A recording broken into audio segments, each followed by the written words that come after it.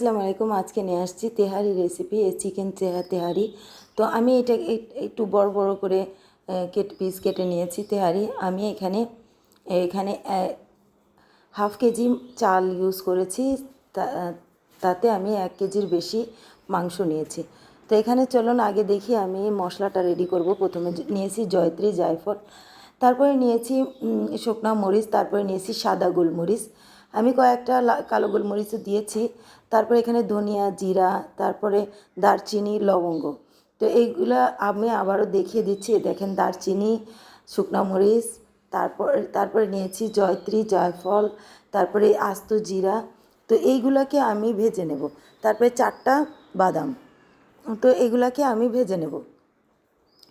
এটাই হলো আমার আজকের তেহারির যে যতটুকু আমি করেছি পুরাটা মশলা আমি কাজে লাগিয়ে দিব। তো এখানে আমি জয়ত্রীগুলো গুঁড়া করে নিয়েছি। তারপর দারচিনিগুলো ছোট ছোট করে নেব। তারপরে এটাকে হালকা আঁচে 2-3 মিনিটের মতন আমি ভেজে নেব। খুব বেশি ভাজতে হবে না, শুধু এটার একটু পানি যাতে একটু ড্রাই হয়ে যায়। তো এখানে আমি ভেজে নিচ্ছি। তো খুব বেশি ভাজবেন না, হালকা একদম আঁচ হালকা রেখে ভাজবেন। তো আমি আস্ত ধনিয়াও নিয়েছি। তো আপনারা যদি ধনিয়া আস্ত না পান তাহলে সেক্ষেত্রে আপনি ধনিয়া পাউডারও ইউজ করতে পারেন। তো জিরাটা আস্ত দেওয়ার চেষ্টা করবেন। আমি এগুলোকে দেখেন ব্লেন্ডারে নিয়েছি, জারে নিয়েছি, আমার হয়ে গিয়েছে এটা। তারপরে আমি নিয়ে নেব এখানে তেজপাতা। তো আমি এইগুলাকে সবগুলাকে আমি সাইডে রেখে দেব। এখন এখানে নিয়ে নেব সরিষার তেল। তো এখানে তারপরে নিয়েছি 1 কাপ পেঁয়াজ, ফুল 1 কাপ পেঁয়াজ নিয়েছি। তারপরে এখানে আমি এই পেঁয়াজটা দিয়ে দিব। আমি দারচিনি সব কিছু আমি পোলাওয়ে ইউজ করব, এটা এখানে ইউজ করব না। আপনি এখানে গোটা গুঁড়া মশলা আবার ইউজ করতে পারেন। আমি একবারই ইউজ করব, সেটা পোলাওয়ের সাথে। তো আমি এটা নিয়েছি। তারপরে আমি ওই মশলাগুলিকে একটু সব আদা রসুন সব মশলার সাথে আমি এই যে মিক্স করে রেখেছিলাম, ওই মশলাটা একটু ভিজিয়ে রাখবেন। দেখবেন আপনার বাটা মশলার একটা সেন্ট পাবেন। তো আমি এর সাথে আদা রসুন বাটাটাও আমি দিয়ে দিয়েছিলাম। তো সব কিছুই আমি ওই মশলাতে দিয়ে দিয়েছিলাম। দিয়ে তারপরে ওটাকে পানি দিয়ে ভিজিয়ে রেখেছিলাম হালকা, তো পাউডারটা। তারপরে এখানে আমি দেখেন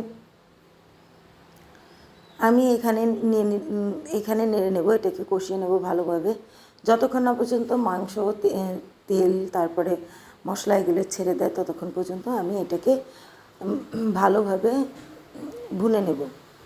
ভুনে নেওয়ার পর আমি এখানে দেখেন আমি টক দইটা দিয়ে দিলাম। টক দই দিয়ে আবারও আমি ভুনে নেব।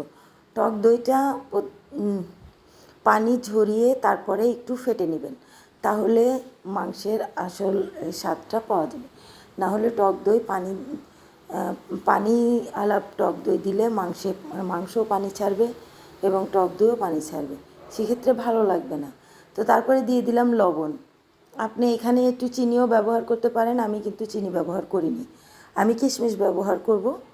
তো তারপরে এখানে ঢেকে আমি রেখে দেবো এটাকে। এটা প্রায় হয়ে গিয়েছে, তো আমি নামিয়ে রেখে দেব। এখানে আমি পোলাও রান্না করব, আমরা যেভাবে সাদা পোলাও রান্না করি ওইভাবে। তারপরে এখানে নিয়েছি কিশমিশ, আলু বোখারা, তেজপাতা, তারপরে গোটা গরম মশলা সব কিছু আমি দিয়ে এটা চালটাকে ভেজে নেব। তো আমার স্কিপ হয়ে গিয়েছে, ওই তেলে যে আমি গোটা গরম মশলা দিয়েছি ওটা স্কিপ হয়ে গিয়েছে। তারপরে এখানে আমি 2 কাপ চালে আমি 4 কাপ পানি দিয়ে দিব। তো এইভাবে আপনি হিসাবটা করবেন, আর একটু কম দেওয়ার চেষ্টা করবেন, যেহেতু এটা যদি ঝরঝরা খুব বেশি ঝরঝরা করতে চান তাহলে আর একটু কম দিবেন। তো এখানে আমি দেখেন আমার হয়ে গিয়েছে। এখানে কিন্তু আমার পোলাওটা পুরোপুরি হয়নি, এটা 80% হয়েছে। তারপরে এখানে আমি দিয়ে দিব এই যে মাংস যে আমি কষিয়ে রেখেছিলাম ওটা দিয়ে দিব। তো আমি এই মাংসটা দিয়ে দিব। আমার কিন্তু অল্প মশলাতেই হয়ে গিয়েছে। তো আমি দেখেন আমি এই মশলা দিয়েই আমি এখানে কষিয়ে নিয়েছিলাম। তো মশলাটা আপনি একটু পানিতে 10 মিনিট ভিজিয়ে রাখবেন, তাতে আপনি বাটা মশলার একটা পাবেন। আমি ওইভাবেই মশলাটা আমি ভিজিয়ে রেখেছিলাম। তো দেখেন আমার এটা এটা এখানে দিয়ে দিয়েছিলাম। তারপরে এখানে দিয়ে দিলাম চিকেনটা দিয়ে আমি দমে রেখে দেব প্রায় আধা ঘন্টা মতো। তো আমি দমে রেখে দিয়েছিলাম। তো দেখেন আমার এখানে হয়ে গিয়েছে। তো